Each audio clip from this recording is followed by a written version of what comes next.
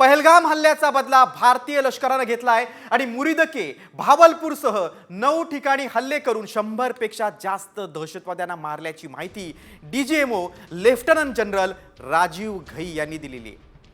पाकिस्तानच्या दहशतवादाला उद्ध्वस्त करणं हेच ऑपरेशन सिंदूरचं ध्येय असल्याचं देखील त्यांनी सांगितलेलं आहे। पाकिस्तान आणि पीओकेतील दहशतवादी ठिकाणं उद्ध्वस्त करण्यात आली आहेत। मुदस्सर अहमद, अब्दुल मलिक रौफ आणि युसुफ अजहर या 3 मोठ्या दहशतवाद्यांचा खात्मा झाल्याचंही त्यांनी सांगितलंय।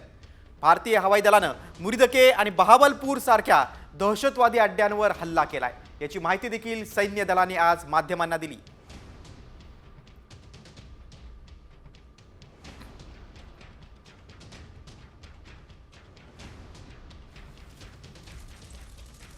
and our own binding self-imposed restriction to target only terrorists and thus prevent collateral damage. And those strikes across those 9 terror hubs left more than 100 terrorists killed, including high-value targets such as Yusuf Azhar, Abdul Malik Rauf and Mudassir Ahmed. सैन्य दलाच्या अधिकाऱ्यांनी एक महत्त्वाची माहिती दिली। Operation सिंदूरमुळे पाकिस्तानचं कंबरडं मोडलं। भारताच्या कारवाईत 100 दहशतवाद्यांचा खात्मा झाला। पाक आणि पीओकेतील 9 दहशतवादी अड्डे उद्ध्वस्त झाल्याची माहिती देखील त्यांनी दिली। 3 मोठ्या दहशतवाद्यांना ठार करण्यात यश आलं असं देखील माध्यमांसमोर सैन्य दलाने स्पष्ट केलं। भारतीय संरक्षण खात्याच्या अधिकाऱ्यांनी काय कारवाई केली त्याबद्दल माहिती दिली। पाक आणि पीओकेतील 9 दहशतवादी अड्डे उद्ध्वस्त केले याची माहिती देखील त्यांनी दिली। 3 मोठ्या दहशतवाद्यांना ठार करण्यात आलं हे देखील त्यांनी सांगितलं। ऑपरेशन सिंदूरमुळे पाकिस्तानचं कंबरडं मोडलेलं आहे। पाक आणि पाकव्याप्त काश्मीरमधील 9 दहशतवादी अड्डे उद्ध्वस्त केल्याची माहिती भारतीय संरक्षण खात्यानं पत्रकार परिषदेमध्ये दिली।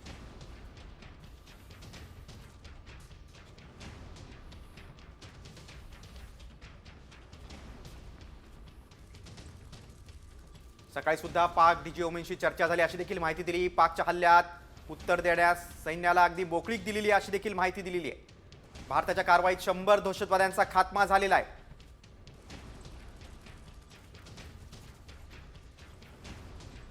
3 मोठ्या दहशतवाद्यांना ठार करण्यात यश आलं अशी देखील माहिती दिली। बघा, कसाबनं प्रशिक्षण घेतलेल्या मुरिदकेसह 9 दहशतवादी तळ नष्ट केले अशी देखील माहिती दिली। दहशतवाद्यांच्या टॉप 3 कमांडरसह 100 दहशतवाद्यांचा खात्मा केला अशी देखील माहिती देण्यात आली। लष्कर-ए-तोयबा आणि जैश-ए-मोहम्मद हे दहशतवादी संघटनाचे तळ उद्ध्वस्त केले। मुरिदकेत 4 स्फोट घडून अझहरचा अड्डा नष्ट केला। पाकचे श्रीनगर ते भुजपर्यंत शेकडो ड्रोन हल्ले भारताचं प्रत्युत्तर होतं, नष्ट केले अशी देखील माहिती दिली। पाकिस्तानचे 35 ते 40 सैनिक मारले गेले असं देखील सांगितलं। रहीम यार खान, चकलाला आणि मुरिदके येथे पाकच्या 3 हवाई सुरक्षा यंत्रणा नष्ट केला अशी देखील माहिती देण्यात आली।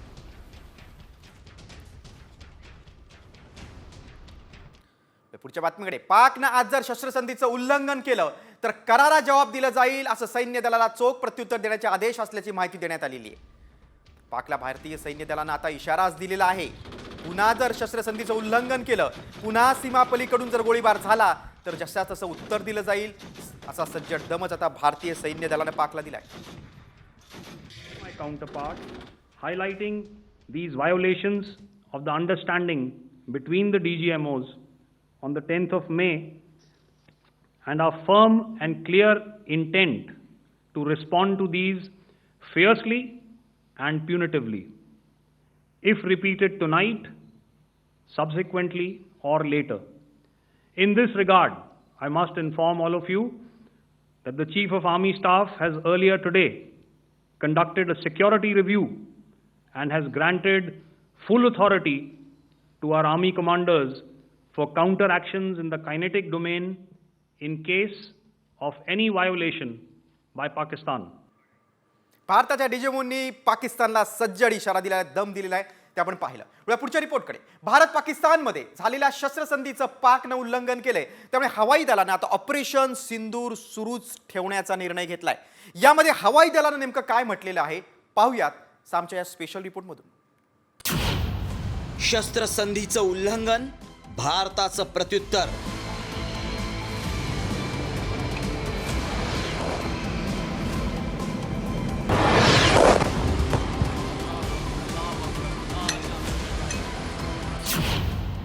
ऑपरेशन सिंदूर थांबणार नाही.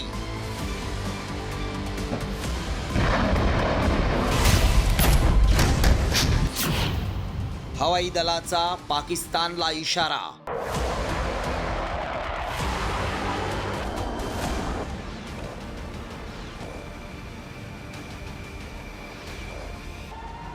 ऑपरेशन सिंदूरच्या याच धमक्यांनी बिथरलेला पाकिस्तान अमेरिकेपुढे रडला आणि शस्त्रसंधीसाठी मध्यस्थीची विनंती केली. अखेर भारत आणि पाकिस्तानमध्ये शस्त्रसंधी झाली. मात्र कुत्र्याचं शेपूट वाकडं ते वाकडंच हे पाकनं अवघ्या 3 तासात दाखवून दिलंय. पाकनं पुन्हा शस्त्रसंधीचं उल्लंघन करत मध्यवर्ती भागात ड्रोन हल्ले केले. त्याला भारतानं चोख प्रत्युत्तर दिलं. असं असलं तरी आता हवाई दलानं पाकिस्तानला कठोर शब्दात इशारा दिलाय. ऑपरेशन सिंदूर अजूनही संपलेलं नाही. योग्य वेळी सविस्तर माहिती देणार.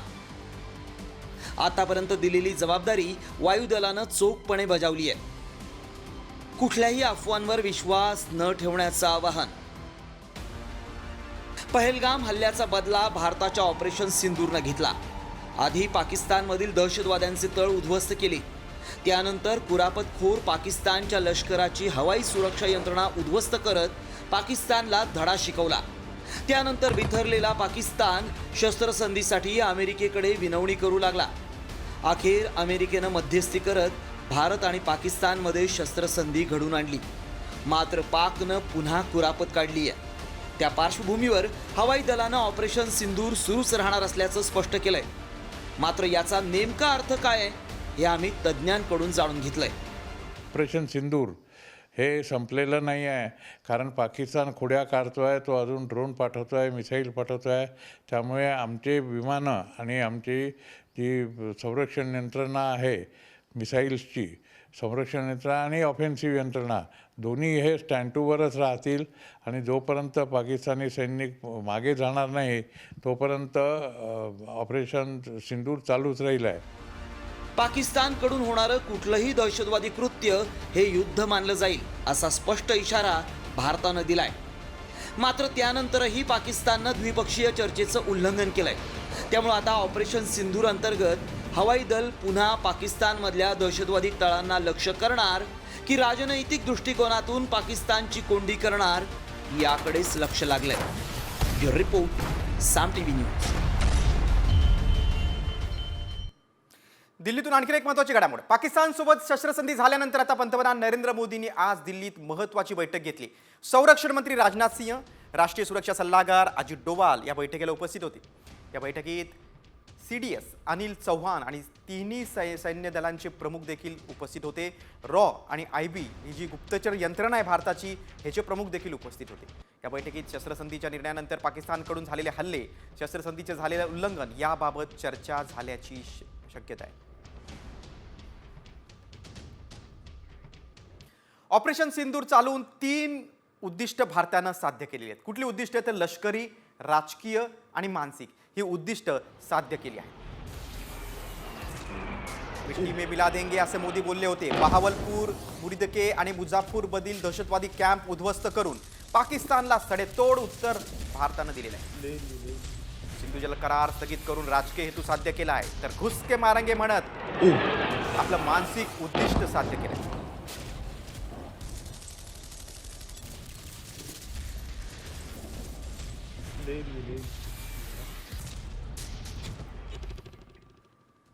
बघा भारताने कुठली उद्दिष्ट साध्य केलेली आहेत हल्ला करून. 3 उद्दिष्ट महत्वाची आहेत. आपण बघा, मिट्टी में मिला देंगे, बहावलपूर, मुरिदके, मुझफ्फरबादचा दहशतवादी कॅम्प उद्ध्वस्त केलेला आहे. म्हणजे लष्करी उद्दिष्ट हे पूर्ण झालेलं आहे. दुसरं आहे, सिंधू जल करार स्थगित करून भारतानं राजकीय हेतू साध्य केला आणि सीमेपलीकडून होणारा दहशतवाद थांबेपर्यंत घुसके मारेंगे पाकिस्तान घुसून कारवाई केलेली आहे. मानसिक उद्दिष्ट देखील भारताचं यातून उद्दिष्ट शक्य झालेलं आहे. भारत पाक सीमेवर आता शांतता आहे. बघा, काल मात्र शस्त्रसंधी नंतर गोळीबार झाला होता. आता मात्र आपण बघतोय जम्मू, पठाणकोट आणि राजौरीत परिस्थिती आता पूर्वपदावर आलेली आहे. आपण हे दृश्य बघतोय. बघा, एकूण दृश्य बघतोय. जम्मूमधील, पठाणकोटमधील, राजौरीमधील, अमृतसरमधील, फिरोजपूरमधील, अखनूरमधील म्हणजे काश्मीर आणि पंजाब राज्यातील दोन्हीकडचे दृश्य बघतोय.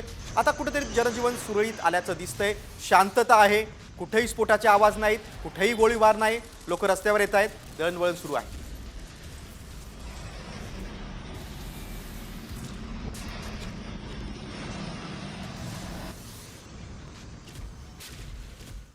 आता पुढच्या रिपोर्टकडे. भारतानं ऑपरेशन सिंदूरच्या माध्यमातून पाकिस्तानला असा धडा शिकवला आहे की पाक तो कायम लक्षात ठेवेल. ऑपरेशन सिंदूरमध्ये दहशतवाद्यांचा खात्मा करण्यासाठी भारतानं नेमकी कोणती शस्त्र वापरली पाहूयात या खास रिपोर्टमधून.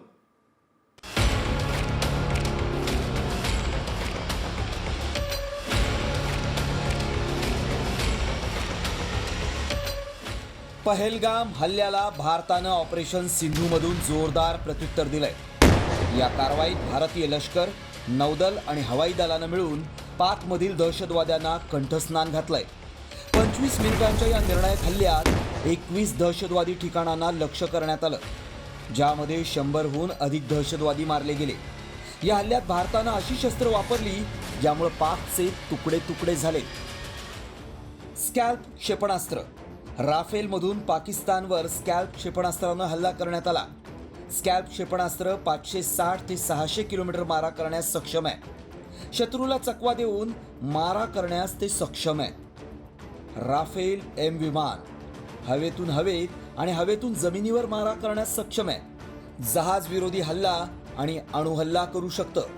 राफेल एमचा ताशी वेग 2202 किलोमीटर इतका आहे. राफेल 3700 किलोमीटर मारा करण्यास सक्षम आहे. हॅमर बॉम्ब हवेतून जमिनीवर अचूकतेनं मारा करू शकतो. ग्लाइड बॉम्ब म्हणूनही हॅमर बॉम्बची ओळख आहे. 70 किलोमीटरपर्यंत मारा करण्यास सक्षम आहे. हॅमर बॉम्ब शत्रूचा अचूक वेग घेऊन संरक्षक कवच भेदू शकतं. भारतानं ऑपरेशन सिंदूरच्या माध्यमातून केलेली कारवाई दहशतवाद विरोधातली होती.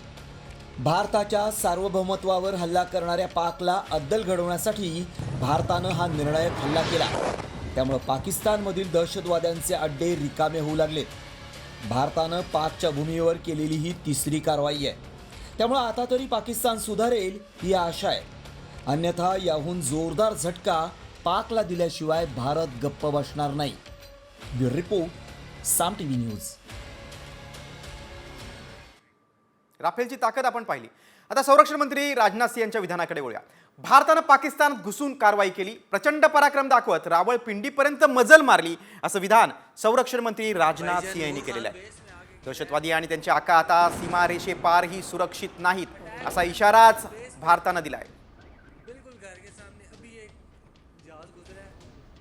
बघा, 6 एअरबेसवर भारतानं हल्ला केला. नूरखान, रफिकी, मुरीद, पंजाबमधल्या रहमयार.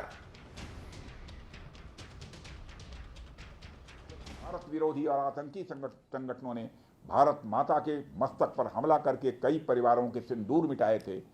उन्हें भारतीय सेना ने ऑपरेशन सिंदूर के माध्यम से इंसाफ दिलाने का काम किया है. भारत आतंकवाद के खिलाफ जब भी कोई कार्रवाई करेगा तो आतंकवादियों और उनके आकाओं के लिए सरहद पार की जमीन भी सुरक्षित नहीं रहेगी. हमने केवल सीमा से सटे सैन्य ठिकानों पर ही नहीं कार्रवाई की, बल्कि भारत की सेनाओं की धमक उस रावलपिंडी तक सुनी गई जहां पाकिस्तानी फौज का हेडक्वार्टर मौजूद है. और अब पहलगाम की घटना के बाद दुनिया देख रही है कि जब भारत ने पाकिस्तान के भीतर घुसकर मल्टिपल स्ट्राइक्स की हैं. संरक्षण मंत्र्यांचा निर्धार आपण पाहिला. आता एअरबेसवर कसा भारतानं हल्ला केला ते पाहूया आपण. पाकच्या कुरापतीनंतर भारतानं पाकला तगडं प्रत्युत्तर दिले. पाकचे 6 एअरबेस भारतानं उद्ध्वस्त केलेत. हे एअरबेस कोणते आहेत आणि त्या एअरबेसचं पाकिस्तानसाठी किती महत्त्व आहे त्यावरचाच सामचा हा स्पेशल रिपोर्ट.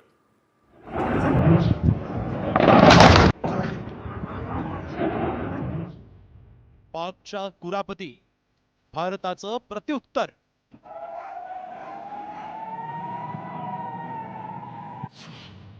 भारताकडून पाकचे 6 एअरबेस उद्ध्वस्त.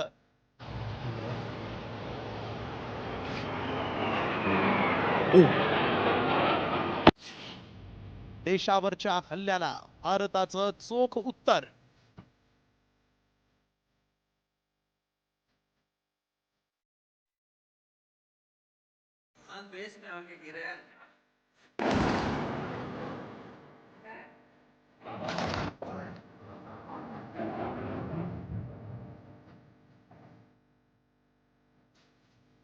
धमाके आहेत पाकिस्तानच्या एअरबेसवर. पाकिस्ताननं भारताच्या सीमांवर ड्रोन हल्ले केले आणि भारतानं पाकिस्तानला चोख प्रत्युत्तर दिलाय. आणि पाकचे ते 6 एअरबेस भारतानं आता उद्ध्वस्त केले. रफीकी, मुरीद, चकलाला, रहमियार खान, सुकूर और चुनिया स्थित पाक सैन्य ठिकानों पर एयर लॉन्च सटीक हथियारों व लड़ाकू जेट से प्रहार किए गए. पसरूर स्थित रडार साइट और सियालकोट का एविएशन बेस भी प्रिसीजन एम्युनिशन से टारगेट किए गए.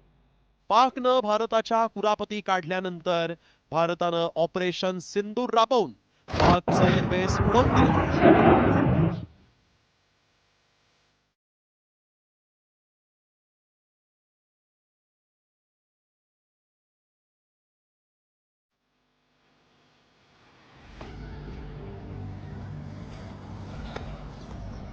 हा व्हिडिओ पहा. भारताच्या विरोधात ड्रोन्स डागणाऱ्या एअरबेसची काय अवस्था झाली आहे. हा व्हिडिओ कुरापतीखोर पाकिस्तानला धडा शिकवण्यासाठी आहे.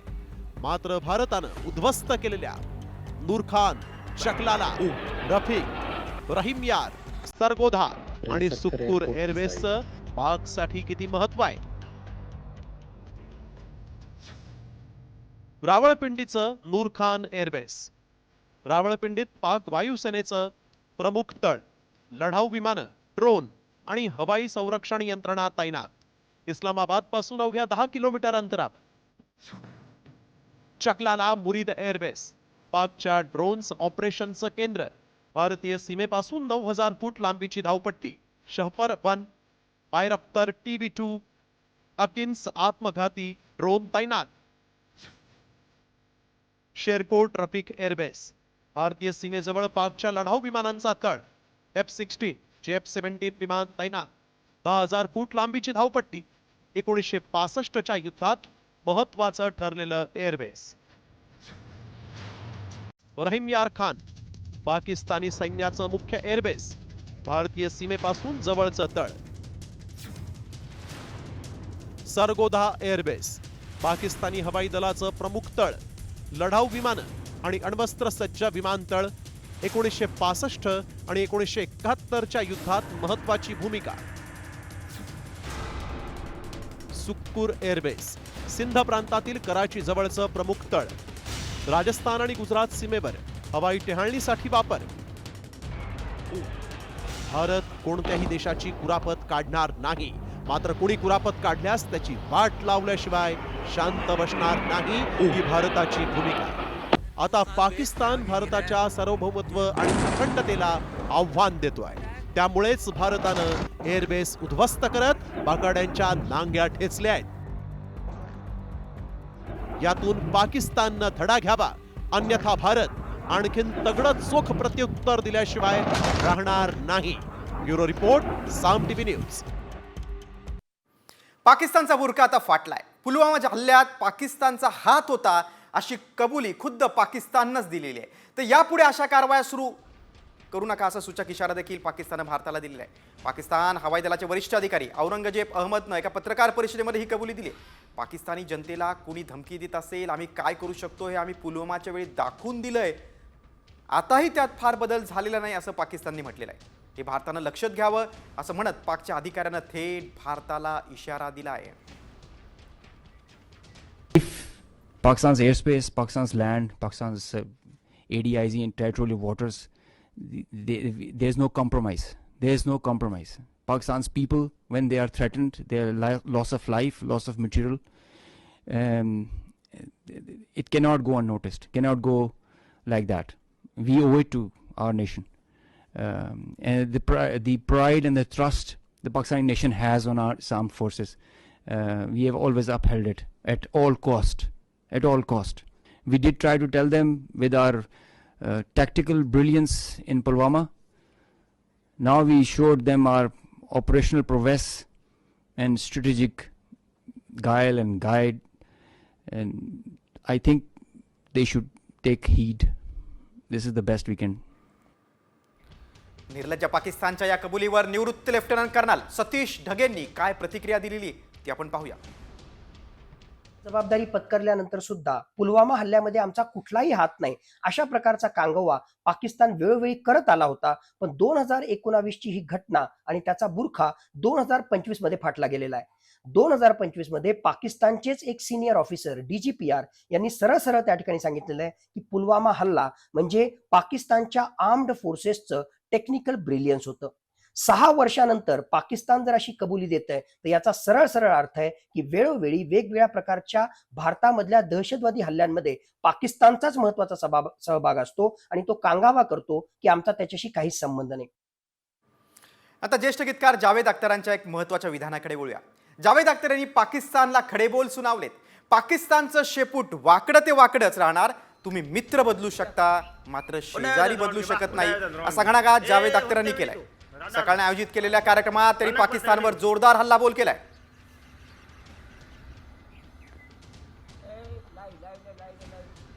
कि ये वो लोग हैं जिनके 91,000 सोल्जर, इससे बड़ा सरेंडर वर्ल्ड की हिस्ट्री में कहीं नहीं हुआ है. 91,000 soldier were with us and we left them, let them go. पर कहावत है कि कुत्ते की दुम अगर नलकी में 12 बरस भी रहे तो नलकी भी टेढ़ी हो जाती है. खैर छोड़िए, अब क्या करें. आप दोस्त बदल सकते हैं, पड़ोसी नहीं बदल सकते, ये हमारी बदनसीबी है. पाकचं शेपूट वाकडं ते वाकडंच. अख्तरांचे आता पाकला खडे बोल आहे, तुम्ही मित्र बदलू शकता मात्र शेजारी नाही. ज्येष्ठ गीतकार जावेद अख्तर यांनी पाकिस्तानवर हल्लाबोल केलेला आहे. जावेद अख्तर यांनी पाकिस्तानला अगदी खडे बोल सुनावलेत. पाकिस्तानचं शेपूट वाकडं ते वाकडंच लेखक जावेद अख्तरांनी पाकिस्तानला सुनावले.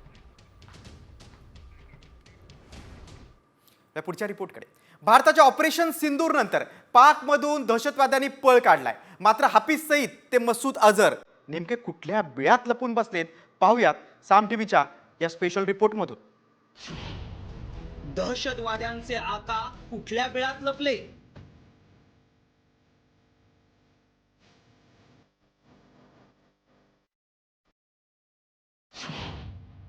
चिठ्ठी आली पण मसूद हाफिज गायब.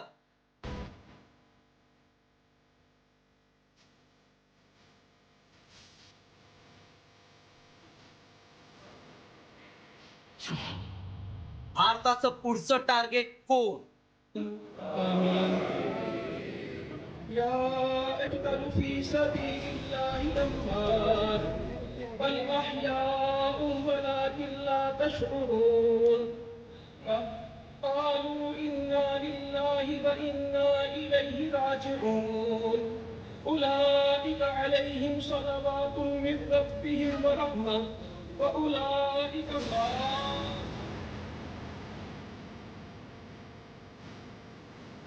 हा व्हिडिओ नीट पहा.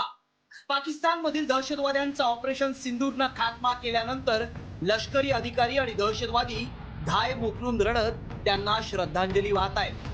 त्याच वेळी तिथं असलेला पाकचा माजी कमांडर हाफिज अब्दुल रऊफ सुद्धा ढसाढसा रडतोय. मात्र या गर्दीत दहशतवाद्यांचे आका कुठेच दिसत नाहीयेत. हे आका म्हणजे भारत विरोधी कारवायात गुंतलेले मसूद अझर आणि हाफिज सईद. याच हाफिजनं भारतासोबत युद्ध झाल्यास रक्ताचे पाठ वाहतील असं म्हटलं होतं. अगर तू पानी बंद करेगा इंशाअल्लाह हम तेरी सांस बंद करेंगे, इन दरियाओं में फिर खून बहेगा. सिंधू पाणी कराराला स्थगिती दिल्यानंतर हाफिज सईदचा हा जुना व्हिडिओ त्याच्या साथीदारांकडून जारी करण्यात आला होता. मात्र मुर्दकेच्या आपल्या मुख्यालयातून खुलेआम भारताला धमकी देणारा हाफिज आता त्याचा अड्डा उद्ध्वस्त झाल्यानंतर कुठल्या बिळात जाऊन लपलाय हा खरा प्रश्न आहे. दुसरीकडे बहावलपूर मधल्या अड्ड्यावरील हल्ल्यात सर्वस्व गमावल्यानंतर आणि भाऊ रऊफ अझरचा भारतानं खात्मा केल्यानंतर मसूद अझरही कुठेच दिसला नाही. त्यानं उरल्या सुरल्या कुटुंबियांना पत्र लिहिलंय. त्यात मसूद अझर काय लिहितो पहा.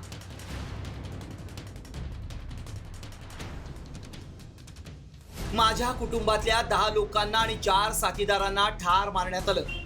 मोदीनं निष्पाप मुलांना, महिलांना आणि वयस्कर लोकांना लक्ष्य केलं. आता माझ्यात एकच विचार येतो, मीही त्या 14 लोकांसोबत का मेलो नाही? मसूद अझर जैश ए मोहम्मदचा प्रमुख. मात्र मात्र संसद, पठाणकोट आणि पुलवामा हल्ल्यातील मुख्य सूत्रधार असलेला मसूद अझर आता भीतीनं पाक सैन्याच्या मुख्यालयात लपल्याची शक्यता आहे.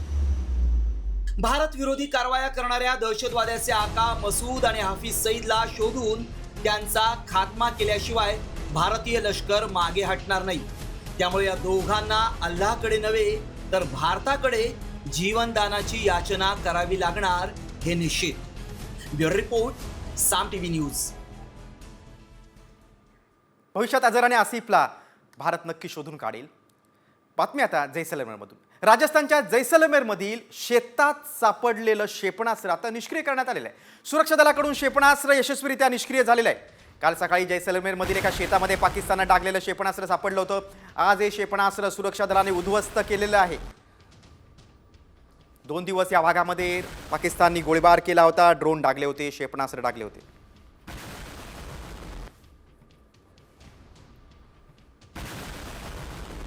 देखिए आज सदर थाने में ये जो एक्सप्लोजिव मिला है उसका हम डिस्पोजल कर रहे हैं कि और भी जगह गांव के अंदर, क्योंकि काफी लोग पहले घरों के अंदर थे, तो वो जब खेतों में जाएंगे तो संदिग्ध वस्तु या फिर एक्सप्लोजिव मिलने के चांस है. उसमें एक प्रोटोकॉल की पालना करें, 100 मीटर की दूरी रखें, पुलिस कंट्रोल रूम को तुरंत सूचना दें. जो भी संदिग्ध वस्तु मिलती है उसकी फोटो सोशल मीडिया पे अपलोड ना करें. जहां तक बात है अलर्ट की, प्रशासन जो भी आदेश दे उसकी पालना करें. आता वळू आपण पाकिस्तानच्या फतेह क्षेपणास्त्राकडे.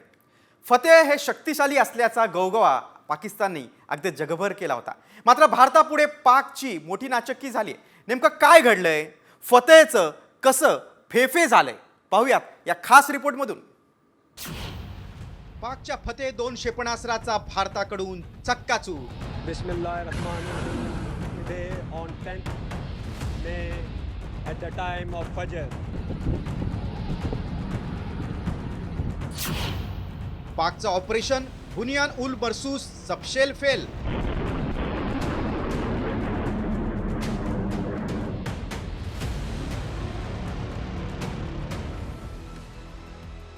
फतेह 2 हे पाकचं सर्वात शक्तिशाली मिसाईल. याच्याच जीवावर पाकिस्ताननं भारताच्या ऑपरेशन सिंधूर विरोधात ऑपरेशन बुनियान उल मरसूस छेडलं. पण भारतानं त्याला चोख प्रत्युत्तर देत या फतेहला चक्काचूर केलं.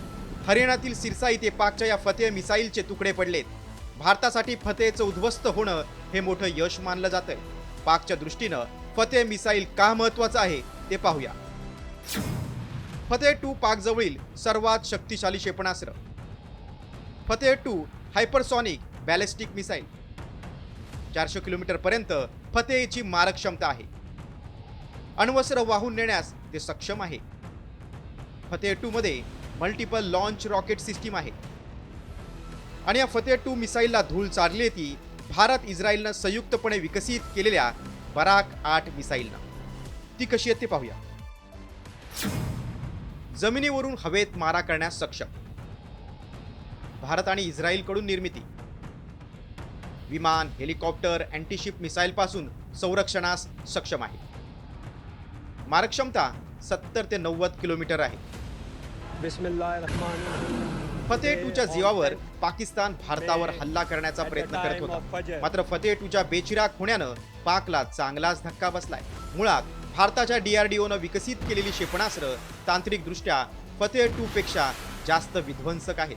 त्याच्या पुढे फतेह 2चा टिकाव लागणं अशक्य होतं. हे माहीत असूनही पाकनं ऑपरेशन बुनियान उल मरसूस मध्ये फतेह 2 मिसाईल डागण्याचं धाडस केलं. मात्र फतेह 2 मुळे पाकची फतेह होण्याएवढी फेफे उडालीये. ब्युरो रिपोर्ट, साम टीव्ही न्यूज. फतेह कसं भंगार निघालं हे आपण या खास रिपोर्टमधून पाहिलं. पुढच्या बातमीकडे. भारत आणि पाकिस्तानांनी सामंजस्य करार केला आणि त्यानंतर आता भारत आणि पाकचे DGMO उद्या चर्चा करणार आहेत. ही दुसरी चर्चेची फेरी असेल. उद्या दुपारी 12 वाजता दोन्ही देशांच्या अधिकाऱ्यांमध्ये चर्चा होणार आहे. मात्र सिंधू करार आणि पाकसोबत व्यापार स्थगितच राहणार अशी भूमिका आता भारतानं घेतलेली आहे.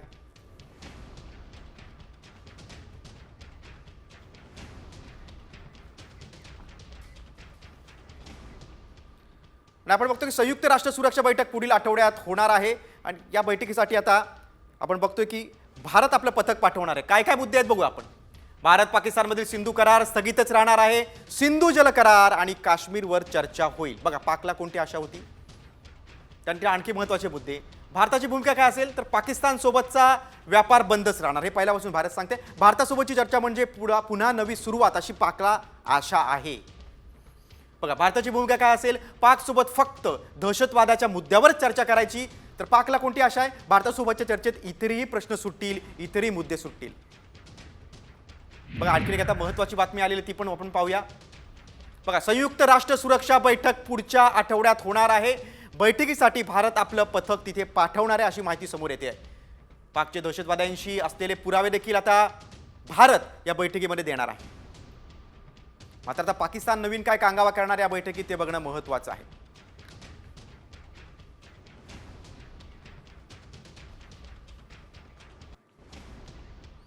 पुढच्या रिपोर्टकडे. भारत पाकिस्तानमध्ये शस्त्रसंधी झाली खरी, पण पाकिस्तानमध्ये तख्तापालट होण्याची शक्यता वर्तवली जाते.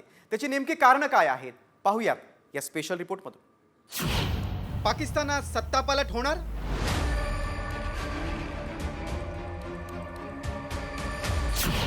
पंतप्रधान विरुद्ध लष्कर प्रमुख भिडले. ट्रम्प यांची मध्यस्थी पाकनं धुडकावली. भारताच्या ऑपरेशन सिंदूरच्या हल्ल्याने घायल झालेल्या पाकिस्तान सरकारनं अमेरिकेचं दार ठोठावलं. भारताचे हल्ले थांबवण्यासाठी अमेरिकेला मध्यस्थीची विनंती केली. त्यानंतर भारत आणि पाकिस्तानमध्ये शस्त्रसंधी झाली. मात्र पंतप्रधान शहबाज शरीफ यांचा निर्णय लष्कर प्रमुख असीम मुनीरनं अवघ्या 3 तासात धुडकावत शस्त्रसंधीचं उल्लंघन केलं. आता पाकिस्तानचे लष्कर प्रमुख असीम मुनीर विरुद्ध पंतप्रधान शहबाज शरीफ यांच्यात संघर्षाची ठिणगी पडली. त्याची कारणं काय आहेत ते पाहूया. युद्धखोरीला भारतानं सडेतोड उत्तर दिल्यानं पाकची नाचक्की झाली आहे. फतेह-1 मिसाईल भारतानं पाडल्यानं पाकचं हसू झालंय. भारतावरच्या हल्ल्यात विशेष काही हाती न लागल्यानं मुनीरचा संताप झालाय. शरीफ सरकारकडून अमेरिकेच्या मध्यस्थीचं स्वागत झालंय, मात्र मुनीरच्या लष्कराकडून शस्त्रसंधीचं उल्लंघन झालंय. एकीकडे पाकमध्ये महागाई, बेरोजगारी शिखरावर आहे, त्यामुळे सामान्य नागरिकांमध्ये सरकार आणि लष्कराविरोधात असंतोष आहे. तर इम्रान खान यांच्या पक्षाचे 93 खासदार असतानाही त्यांना तुरुंगात टाकण्यात आले. त्यामुळे इम्रान खान समर्थक रस्त्यावर उतरलेत. तर दुसरीकडे भारत आणि पाकिस्तान युद्धात प्रत्येक वेळी सपाटून मार खावा लागल्यानं युद्धानंतर पाकिस्तानमध्ये तख्तापालट होण्याचा इतिहास आहे. 1949 पहिल्या भारत पाक युद्धानंतर पाकवर लष्करी प्रभाव वाढला.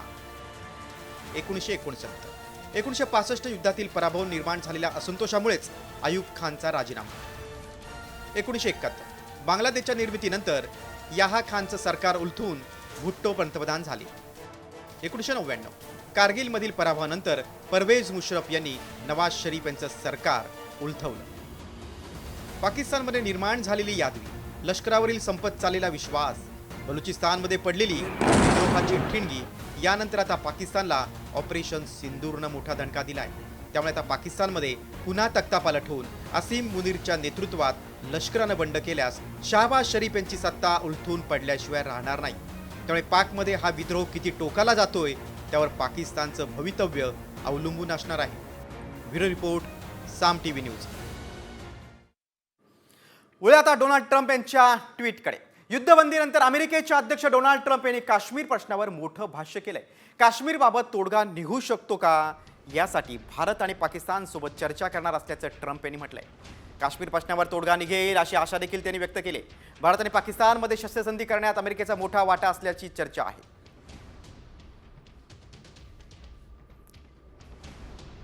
बघा डोनाल्ड ट्रम्प म्हणतात आपल्या ट्विटमध्ये, भारत आणि पाकिस्तानच्या मजबूत आणि नेतृत्वाचा मला खूप अभिमान आहे.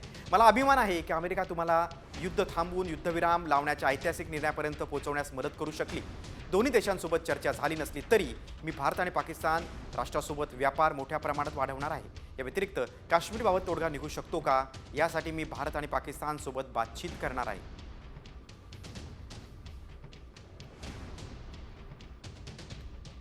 पुढच्या बातमीकडे.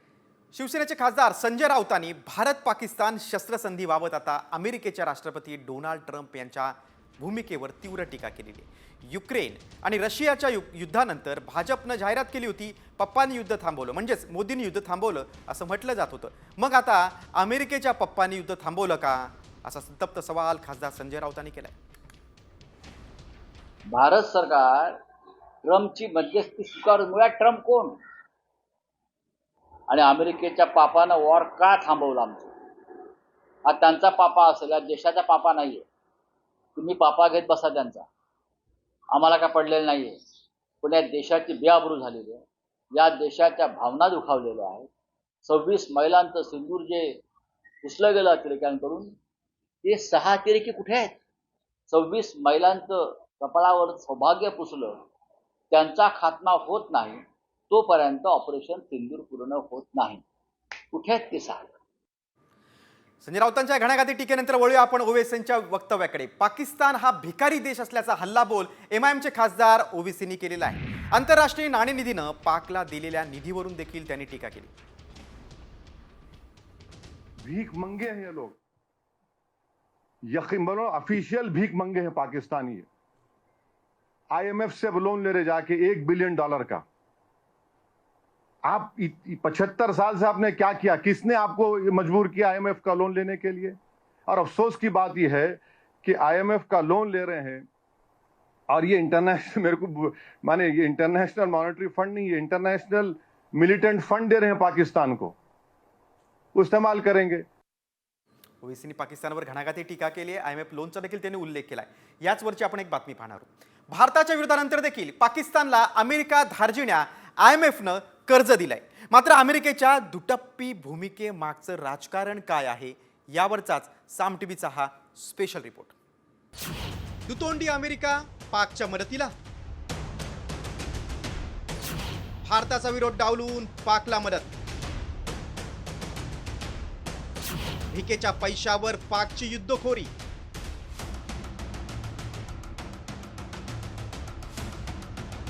पहलगाम हल्ल्यानंतर भारत आणि पाकिस्तानमध्ये तणाव वाढला. त्यातच एकीकडे भारताच्या कुरापती काढणाऱ्या आणि दहशतवादाला पोषणाऱ्या पाकिस्तानला अमेरिका धार्जिण्या आयएमएफनं $1 अब्ज कर्ज दिलंय आणि आपली पोळी भाजण्याचा प्रयत्न केलाय. तो नेमका कसा ते पाहूया. आयएमएफ मध्ये अमेरिकेचा 17.45% शेअर्स. आपलं वजन वापरून अमेरिकेची पाकला मदत आहे. कर्जाच्या माध्यमातून पाकला अधिक शस्त्र विक्रीची रणनीती आहे. पाकच्या दहशतवाद आणि लष्करालाही अमेरिकेचं पाठबळ आहे. अफगाणिस्तान आणि मध्य आशियात प्रभाव ठेवण्याचा प्रयत्न आहे. पाकला मदत करून चीनच्या महत्वाकांक्षांना आळा घालण्याचा डाव आहे. राष्ट्रांच्या आर्थिक ताकदीप्रमाणे त्या राष्ट्राच्या मताला वेटेज दिलेलं आहे. आणि अमेरिका आणि युरोप यांनी दुसऱ्या महायुद्धानंतर जागतिक बँक म्हणजे वर्ल्ड बँक आणि IMF म्हणजे नाणेनिधी आपल्या पुठ्ठ्याखाली ठेवलेले आहेत. आपल्याला असं वाटतं की यांचे निर्णय अतिशय प्रोफेशनली आणि मेरिटवरती होतात, तर अनेक वेळा हे दिसून आलेलं आहे की राजकीय निकषांवरच यांचे निर्णय होत असतात. पाकिस्तान पुरस्कृत दहशतवाद्यांनी पहलगाममध्ये हल्ला केल्यानंतर भारतानं पाकिस्तानची आयात बंद केली. एवढंच नाही तर सिंधू जलकरार रद्द करून पाकला दणका दिला. त्यानंतर पाकनं युद्ध सरावातच $50 अब्ज खर्च केला. त्यामुळे पाक आणखीनच दुबळा बनलाय. त्यामुळे युद्ध भडकल्यास आर्थिक तंगी निर्माण होऊ शकते. त्यामुळे पाकनं IMFकडे धाव घेत $7 अब्ज मागणी केली. त्याला भारतानं जोरदार विरोध दर्शवलाय. मात्र त्यानंतरही IMFनं पाकला $1 अब्ज कर्ज दिलाय. मात्र पाकला भिकेचा कटोरा घेऊन IMFच्या दारी का जावं लागलंय ते पाहूया. पाकवर $130 अब्ज कर्ज आहे. पाकिस्तानमध्ये महागाई दर 38% गेलाय. गरिबी दर 40.2% गेलाय. 82% लोकांवर उपासमारीची वेळ आली आहे. खरं तर पाकिस्ताननं स्वातंत्र्य मिळाल्यापासून आतापर्यंत 24 वेळा IMF कडून कर्ज घेतलंय. मात्र कर्ज फेडणं शक्यच नसल्यानं पाकनं तब्बल 23 वेळा कर्जमाफी करून घेतली आहे. पाकिस्तान हे कर्ज जरी कागदोपत्री संरक्षण सामुग्री विकत घेण्यासाठी नसलं तरी पाकिस्तानची परकीय चलनाची किंवा डॉलरची लिक्विडिटी वाढल्यामुळे ते त्याच्यासाठीच वापरणार हे उघड आहे. कारण पाकिस्तानच्या संपूर्ण शासकीय आणि राजकीय यंत्रणेवरती लष्करशहांचा पगडा आहे. खरं तर भारतासारख्या शांतताप्रिय देशाविरोधात कुरापत करणाऱ्या पाकिस्तानला ग्रे यादीत टाकून कठोर आर्थिक निर्बंध लादण्याची गरज असताना IMFनं पाकला मदत केली आहे, त्यामुळे दात कोरून पोट भरत नसतं आणि कर्ज काढून युद्ध जिंकणं शक्य नसतं, हे पाकनं लक्षात ठेवायला हवं. ब्युरो रिपोर्ट, साम टीव्ही न्यूज.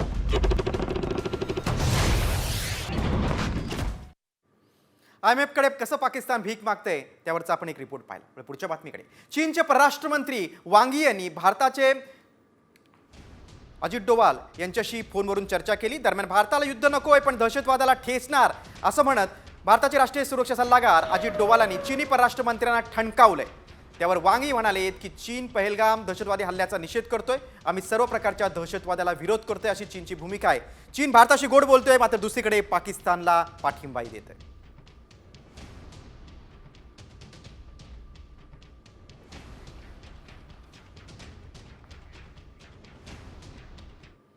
आपण बघितलं की चीन कसा पाकिस्तानला पाठिंबा देतोय, त्याचवरची एक बातमी पाहूया.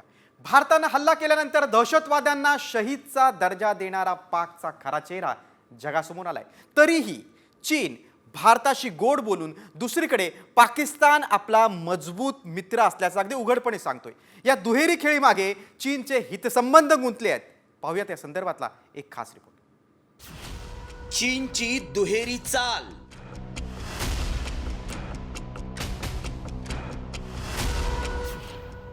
पाक मजबूत मित्र असल्याचं वक्तव्य. भारतासमोर दोन्ही देशांचं आव्हान.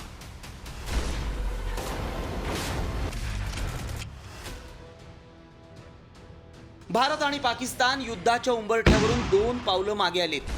युद्धविरामावर सहमती झाली आहे, तरीही तणाव अजूनही कायम आहे. पण पाकिस्तानचा विश्वासघाताचा इतिहास आहे. तो कधीही आपल्या शब्दापासून मागे हटू शकतो. पाकिस्तानच्या प्रत्येक दगाबाजीला भारत योग्य प्रत्युत्तर देतोय आणि देत राहील.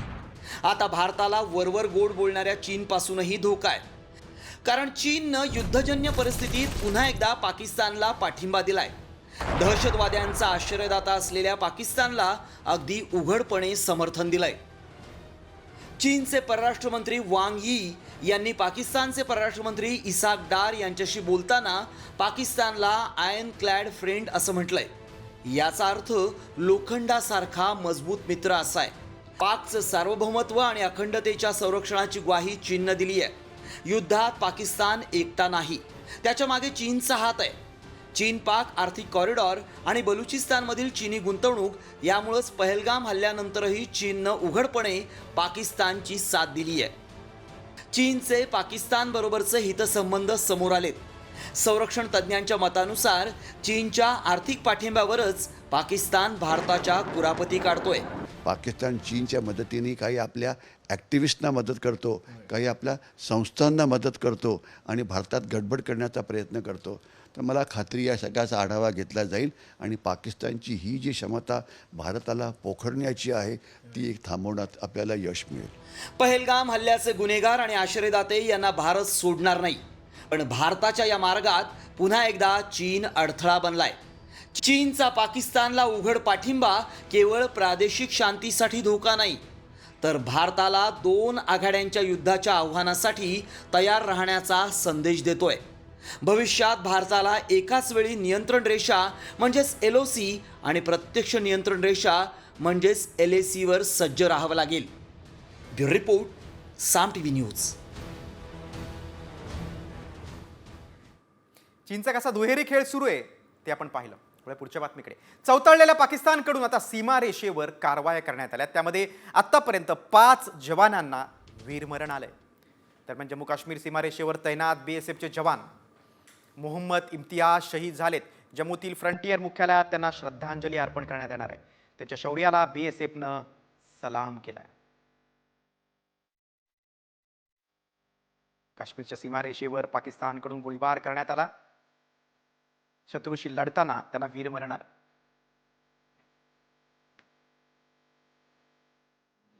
आता काँग्रेसच्या प्रतिक्रियेकडे. पंतप्रधान नरेंद्र मोदींच्या अध्यक्षतेखाली सर्वपक्षीय बैठक बोलवण्याची मागणी आता काँग्रेसनं सरकारकडे केलेली आहे. यासोबतच पहलगाम दहशतवादी हल्ला, ऑपरेशन सिंदूर आणि युद्धबंदीवर संसदेचं विशेष अधिवेशन बोलवण्याची मागणी देखील काँग्रेसनं केली. या संदर्भात लोकसभेचे विरोधी पक्षनेते राहुल गांधी आणि काँग्रेसचे अध्यक्ष मल्लिकार्जुन खरगेंनी मोदींना एक पत्र देखील लिहिलंय. भारताच्या अगोदर अमेरिकेचे राष्ट्राध्यक्ष डोनाल्ड ट्रम्प यांनी युद्धबंदीची घोषणा केली, याची सत्यता काय हे सगळ्यांना समजायला हवं असं देखील काँग्रेसनं म्हटलेलं आहे. भारत आणि पाकिस्तानमधला हा प्रश्न आहे, अमेरिका का दखल देते असं देखील विचारणा आता काँग्रेस करत आहे.